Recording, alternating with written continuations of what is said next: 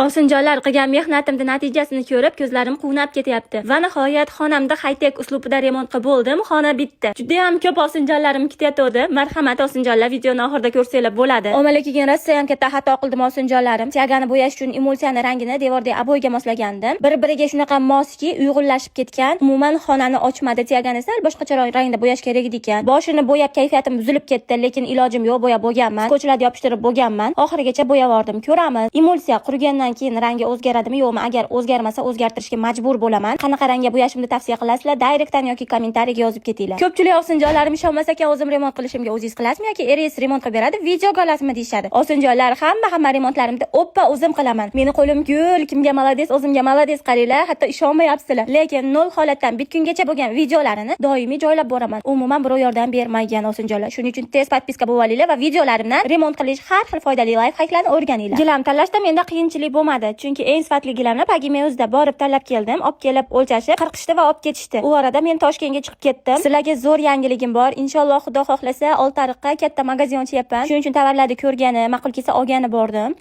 Sahar soat 2 da yetib bordik va 2 soatdan keyin bozorga bordik.